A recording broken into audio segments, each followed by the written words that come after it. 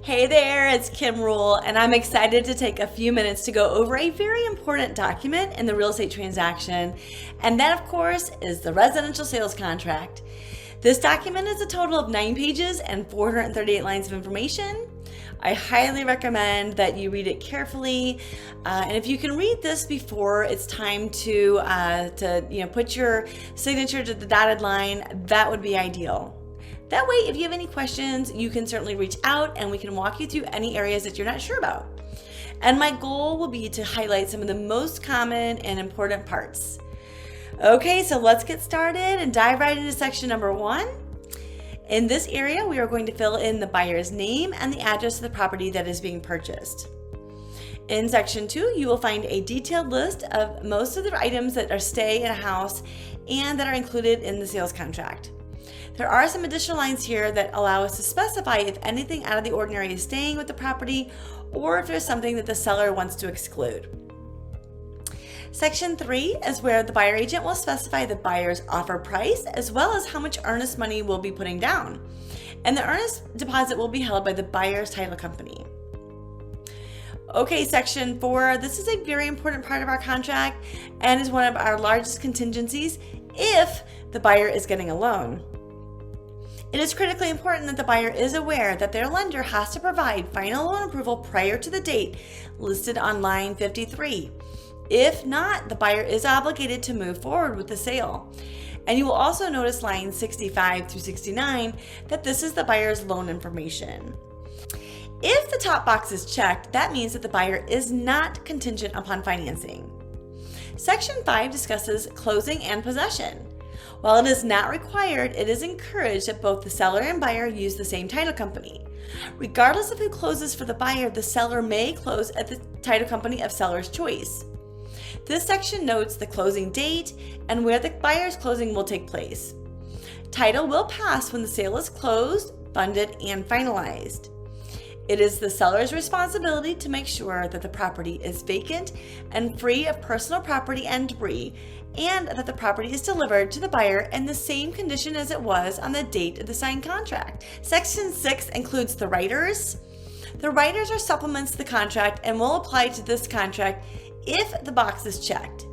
And if the rider box is marked, there will be another document that becomes a part of this contract which you will need to review. Title and survey, this is another one of our major contingencies, and it says that the seller shall transfer title to buyer by general warranty deed. Typically in our area, the second box is checked, which is that the buyer is to order and purchase title. This should be done immediately upon going under contract. The second part of this section deals with the survey. The buyer has an option at buyer's expense to order a survey, and there is a deadline on when this contingency needs to be met. Section 9 has a breakdown of the adjustments and closing costs. It is broken down into buyer closing costs, seller closing costs, and closing costs that are shared by both buyer and seller. Okay, now let's talk about inspections. This is our inspection contingency. It is very important, and there's a lot of information in the next couple of paragraphs, and I advise that you read this portion carefully. In a nutshell, it says that a buyer has the right to have their own inspections performed on the house. And in the event that there are issues that were not disclosed by the seller, there are 3 things that can happen. 1 is that the buyer is satisfied with the inspections and we are moving forward. Or 2, the buyer is terminating the contract with the earnest money to be returned to buyer. Or 3, the buyer is willing to close upon satisfaction of the requirements set forth in the inspection notice. The parties have 10 days after the date of seller or listing broker's receipt of the inspection notice to reach an agreement as to the requirements set forth in the inspection notice. I'm not going to read through everything in this section, but it is important that you read through it.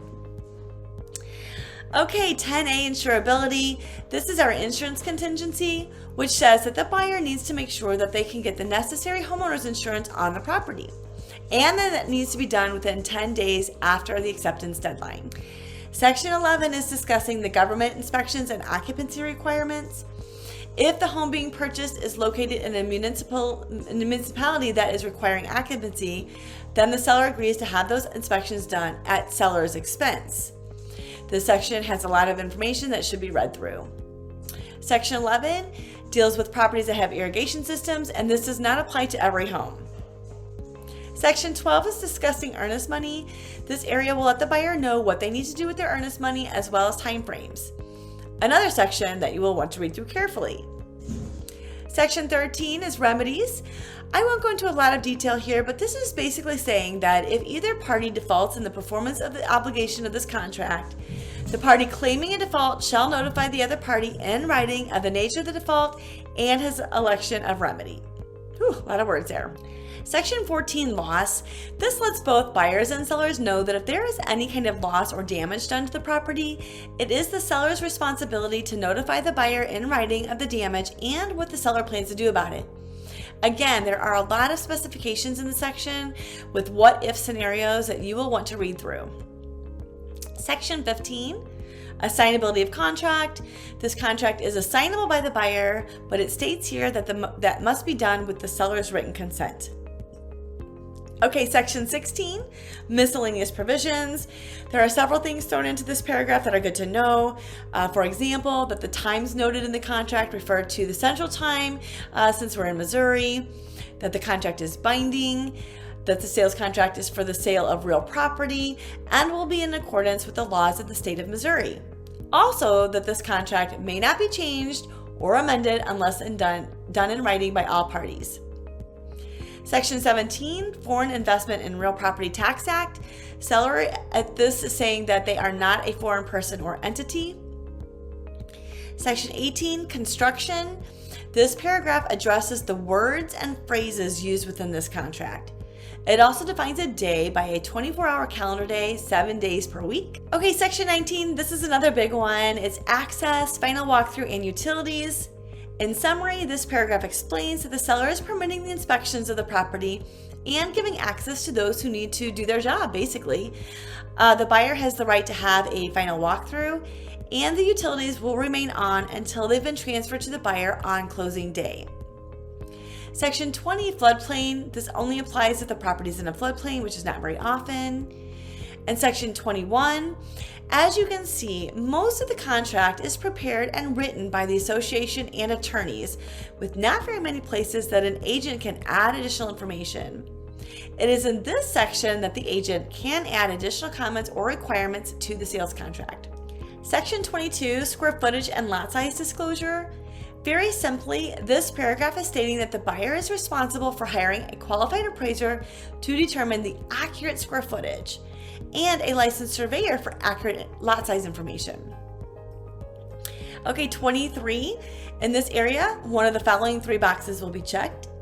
Either the buyer is confirming that they have received the seller disclosures, or that the seller is going to be providing the buyer disclosures within 1 day of the accepted contract, or that there will be no seller disclosures provided by the seller.